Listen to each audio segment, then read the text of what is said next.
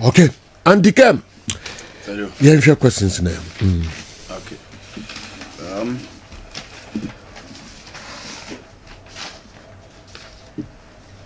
Okay.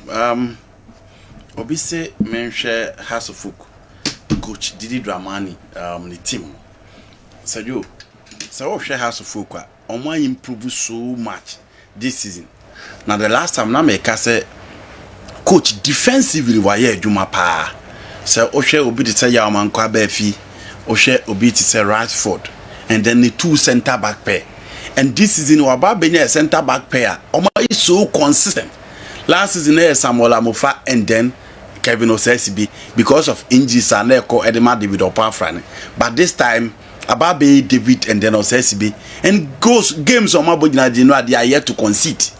Into defensively, House of Folk are building that solidity at the back. And it's a Oka for Razak Simpson, Oka Ebenezer Aban, and then Henderson. Two center backs will be for their respective clubs. House of Folk consider you can talk about Opafrane and then Kevin Osesibi. Into solidity they already.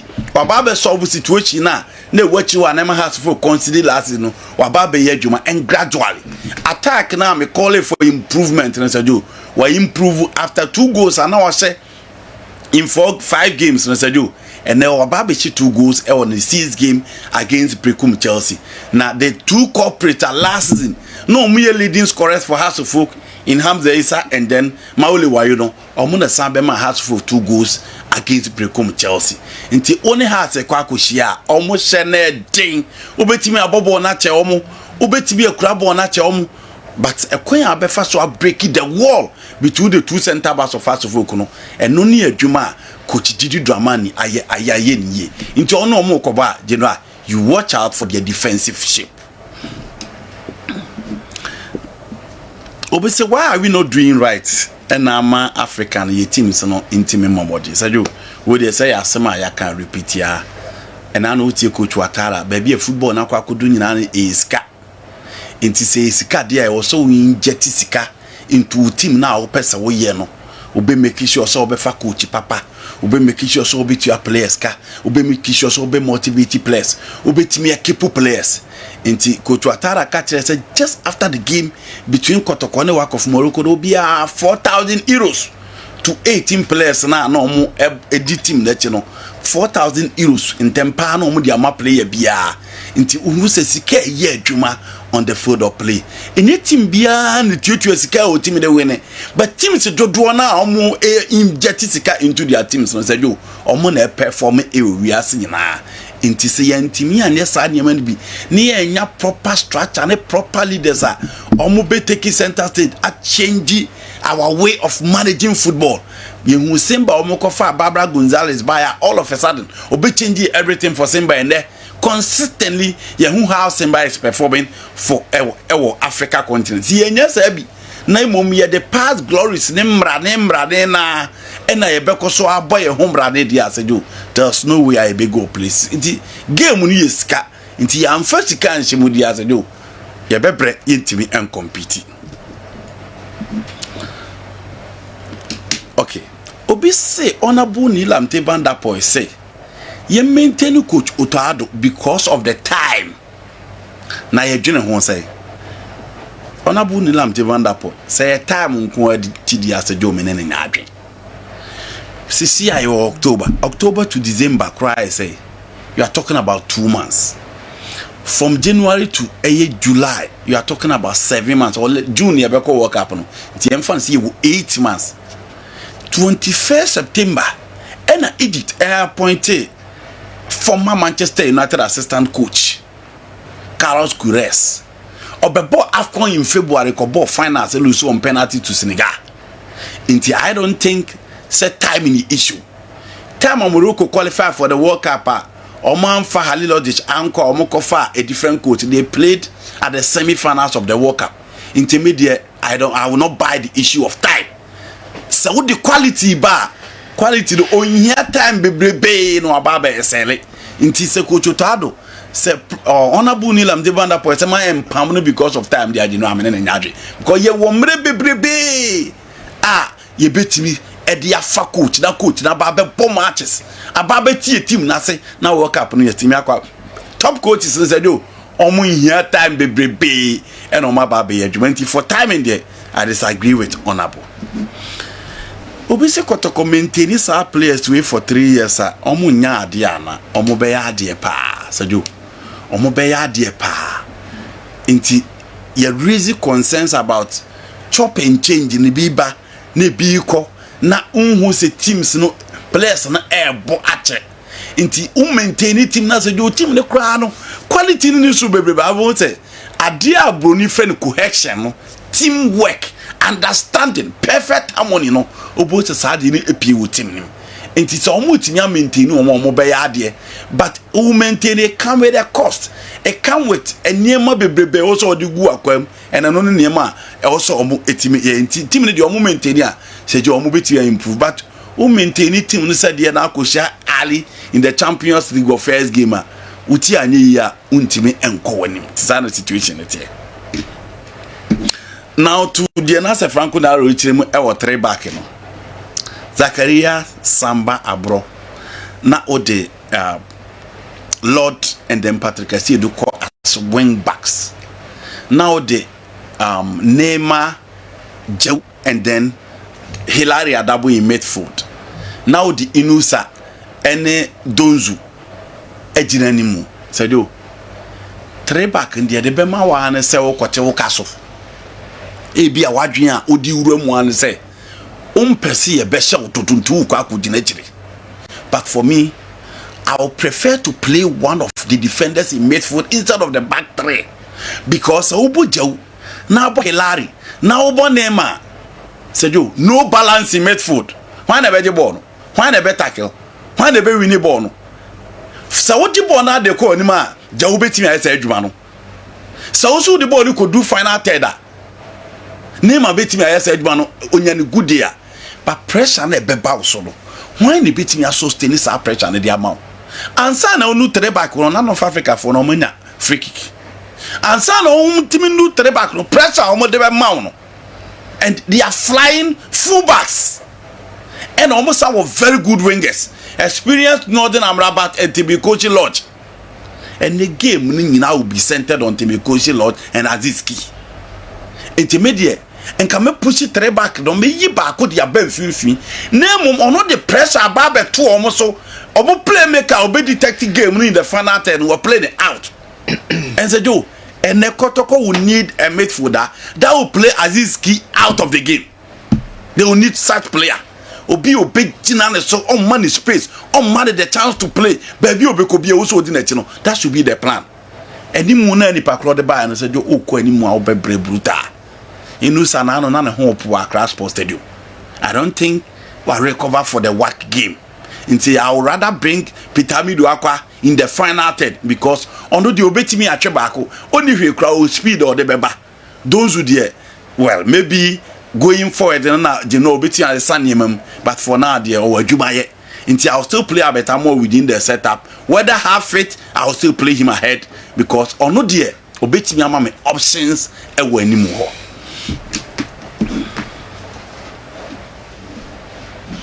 Obese Ghana Premier League, you know. As a defenders need to be defended pa. Na you need good strikers ana. Se Franco Achim say generally your sa problem. Say you see Accra Blast. See either say your strikers no enyade. And say defenders na e country no. Omomodi mon was sropa. These are strikers in go. Yeah. The strikers na technically on the ball film. Na se jo see a blaster crowd.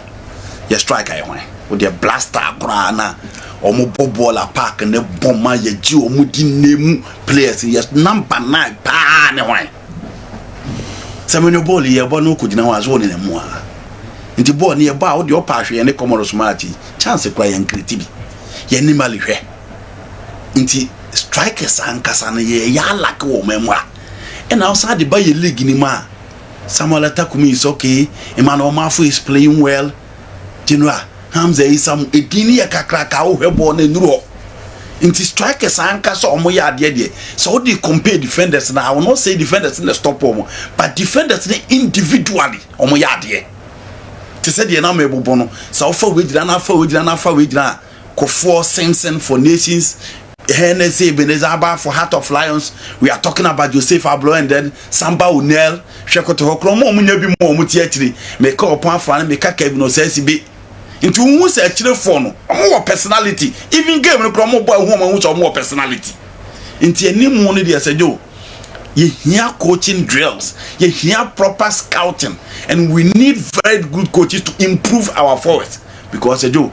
Omo de bono of them and until na ye bolig na who so mutimi show more ba omo kwa we are no mayra nti strikers ankasa de so do you need quality strikers in our league e bi wo obema one individual brilliance ti said ye hu awu Dramani against Mediama go no ye hu Emmanuel Mafu go no against Hoho United but how consistent and ye benya strikers as a do Alessa Samama kwa Ismail Ado omu bokum de bia Hans Kofi mu no mu bokum de bia unta nya bi sa et say the situation at the boache mo na hindua mo se jo de bia omo botum no hwe players no 1-1 and abetime nya nti defenders ne de omo de ball so che yes na ne Comoros say sensei Ghana Comoros o Ghana na so no ubusa say chance very critical nya one year na goal na say no any chance you know Ghana and Comoros video so we create chance is that how chance is created what we said you blaster players who have ball against Comoros within 90 minutes and I say go is that how chance Kudus good aye in the pull out in the buy no bottle net any chance critique and okotapping any chance omuni go nento so there be because say do my bone yes any chance yes and a call right ho and all the buy no bottle any chance Martin said you we a chance we go any chance there go say Franco we a chance ye ne Comoros so ball we a chance ye ne Comoros chance there chance ye I call I pull out tap it the way your chance there be chance said you chance ne say ye bo papa ne you afru ni apepa wato no chance yes na di we chance ye ne Comoros so ball away chance say Franco ti bo we attack critique I dey almost say we ye pass bo we answer critique ye ne Comoros chance I'm of course after what's chance in there ye pass bo we answer what's chance in there chance come what's there papa what everybody know me fan say ye bobo we ya answer me ba ya answer bo ya critique say bo be ba ye bobo na ba the defender na bo from critique chance we say the cross in the back connection ne ba no na defender na bo free why ya critique chance there is so born here in such a way say defender intimi mom free or born here and I say passes pa na kwa ha na call right you know comment from the easy no Musa from Retri Musa from Retri ball ya say papa na o hear me be Musa from Retri we the mini message any e call right or right on so a pull out ha the net who's we get chance ball we answer and say papa na say ya answer ball we Ghana create chance we who see yan create chance ball so go abem o create chance dey say and I say ball we answer ya create chance ball ya ne Comoros and e match 138 yes into us me zero here udru papa ono ya ne Comoros papa na ya to mo gu ba bi ya no ne friend say we go bobo ya ne Comoros no player bi be ni we mo say you ya bunye say ya esa ya ku si yenko no manum ye no yes into us ada chance be ba no me bi atiri mo TV so unim chance there unim chance o be chere chance at yenko o be chere at yenko so obi say bonim looking at the Ghana Premier League okay my way no President Kent allowing players influence Saranko answer you know any influence bia we need to accept certain policy from interference yes interference me I will not call it interference that is their policy you can disagree with that and to say they may disagree no say ye kobo world cup no ni hiankrophobia or mama until I qualify him for monko I disagree but it is not interference that is their policy and to say the omuka so move to and among we are seeing now copy players they are blast no na ye mu be disagree na be mu support any issue you don't call that interference omo says this is the way to go omo say blaster na wo ya obi aka ne no omo try so omo de ne ba omo amfa na ama no ontenetire omo say team here wo ya enough omo betim di akọ no problem. I will not call it interference.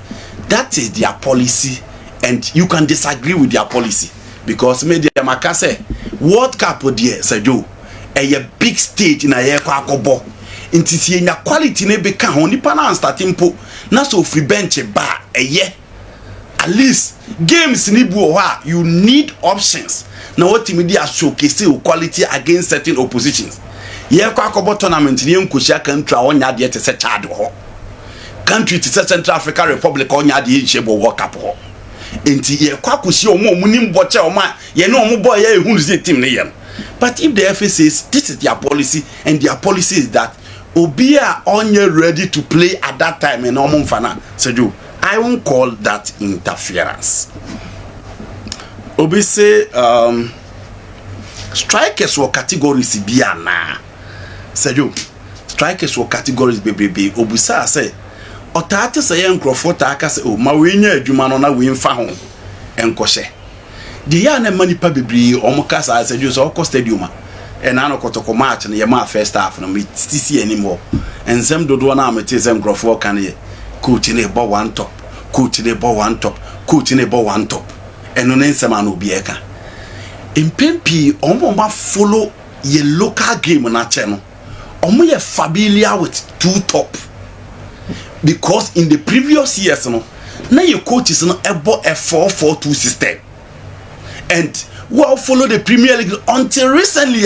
Omo nyina switch call 4-2-3-1 or 4-3-3 no.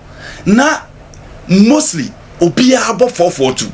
Eti de bia ye ball no ye two players in a top. Na your one back winger back or right, winger back or left. Ni your two central midfielders. Eti de bia back eye adwuma de ma back. Na baako e the ball netimi ato atenem, and those players are called auxiliary strikers. Omo ye helping strikers. Omo ye adwuma e the mat number 9 nti easily you can talk about Nathaniel Asamoah and then Bene Champo or Nathaniel Asamoah and then Ambeture. Easily you can talk about Ishimelado and Oseko. You can talk about Kwabnayaro and then Eric Bequin. Say Kwabnayaro ye the two working na no dia man. You are talking about Griezmann and then Obi ete say Olivier Giroud. Oka Obi te say Alvaro Morata, Griezmann. Okazaki, Jimmy Vardy, Wayne Rooney, Ruud van Nistelrooy. Inti de bia Emil Heskey and when Michael Owen. Inti de bia ye fata and they say si ye kase Obi acting as a decoy. On fan ni hunche game ni. On rema number 9 no. On create space man no. On ma nef the final boss. On link up in attacker or that player. Or no the kind so yet the two work my other players to play. But say do and net there. So she games no do na coaches prefer to go in for a 4-3-3 or a 4-2-3-1. Into 4-2-3-1 and 4-3-3 no. In Pempi, sa two wide players no mu animu na wo expect say. Omo beti mi aba ye adwuma no dia support striker no narrowly. Na striker na timi ahye. Enu nti na ya na o te say enkrofo ka eyesasem. Good afternoon, sir. I'm Richmond, Accra, La. So I want Dr. Franco Daro to advise some of the football administrators on how some of them talk.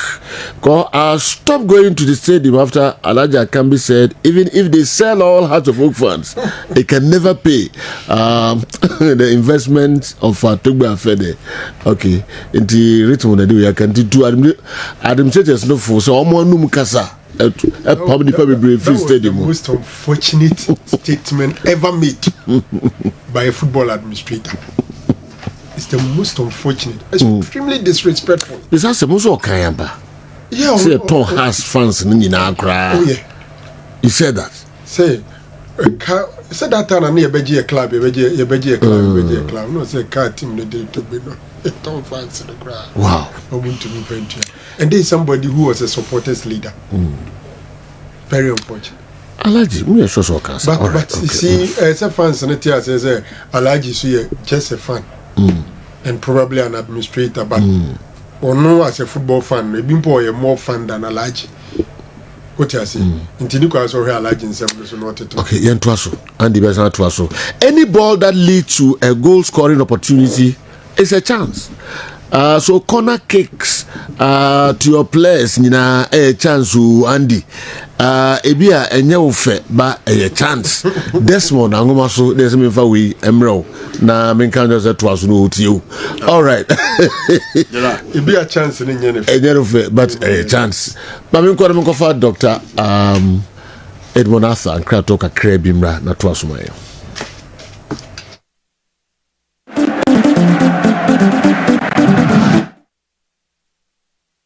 BOG. It was him saying you're ready, yeah. Okay, ready, so question, my name is Franco. Yeah, Obi say your recent captains. Did you address that? Yeah, my address it. Okay. Do you know? I think it is something I also take a critical look at. Acquire the captains of the Blasters. Your first with Jim Edema the other, and acquire almost retire. Maybe who's Stephen Appiah? I don't recall the proper farewell to Stephen Appiah. John Mensah, man who any proper farewell. Baby Jets, man who any proper farewell. And then it is the turn of the Dayu. General, the day we hear on Namsuko, I don't think the Dayu will come back. The same story now will follow suit. Jordan and Soaba. I don't think Jordan in the next 2 years will be in the Blasters. I'm not a magician. But if you look at the number of players I produce on the area, I don't think in the next 2 years Jordan will be in the Blasters. It is a joke. Elsewhere, they honor their legends. And you want to say a quack of match players in Timin or Momekasa. And said the Blaster Cobo match be an Kuyani for baby jet, near faster than Apia. Near to Omadi, some money players in Kokasa and Yanonqua. But Sejo, there should be proper farewell to the captains. There should be proper farewell to the legends because they paid their due to the country. Sejo, Yansha how you reverse Stephen Appiah. And the other stop here say, oh, they're just one game. Young funny in shame. It happened when Brazil a year farewell Dema Luis Ronaldo. Now I am mre. Now I am simple. But they had a way to say goodbye because of a Juma wa body amaomu. Into the end, stop here. So I captain singing na. Sejo, ye benya proper farewell. The amaomu say, baby jet can exploit at the World Cup. When a consistent performance for the Blaster till date, ye nya number 9 to so no. Into baby jet to say, and I say ye she baby edruna. The call up to the national team on your bill. So let's sit him down. Yenen international yen kasa say yen pesen mguase bia beba se do betena bench na onya bi ma emfatao inti match we die ye de wo shem ye announcement say ye boy a farewell match for you say do ni enu obi awie boni bia ni inti yen penim for na hwe because looking at the trend, take it from me, Jordan so the be outside because the day will not come back. Because the day Nenya fin or perform konenim. And as I said, in the next 2 years, looking at the players I produce or Jordan, I don't think that Jordan be saying a Blaster collab. So we should find a way to say goodbye. And the Equambisono, I blame the players themselves. Miss Manifiye, apart from Abedi Ayu Pele, Mekai, 1998 Cup of Nations in Burkina, Buri or Catcher say or retire. Most of these guys, a year after Abedi Pele came, Siki Akono. Akono, any ready say or retire. And retirement, a player no, and a Bekasa may retire. FA president, coach can't say a player is retiring. And to say coach feels say, baby, I would Bruno. To retirement is different from retiring from the national team. I want to make person me bad. So, Obi retire from national team no. I just player no. And the Becca, Osha Brofone DNA be now. Utumika say after this tournament or after this game or after 5 games, I'm calling it quit with the national team. May concentrate on club football. By players and so tinti. omu be wia na ye omu ya ebi Asamoah Gyan ebepim na ayo de saying Andre Ayew on kan chire obi aso retire from national team friend em friend no Asamoah Gyan de ebe ye gidigidi akwesi apia be friend no on friend no Asamoah think he will come back. Who the Fabedi Pele 98 he announced his retirement. Sika Akono I announce and almost ma retire no mo title no Captain Zamban e de amo sekufo e no sekufo so ma mo Sika amane entisaneti a wonje he came to Stephen Appiah gina so boy do baby Appiah still up so obebo but the system and the coaches feel that he has nothing to offer. So Appiah didn't officially announce his retirement from national team.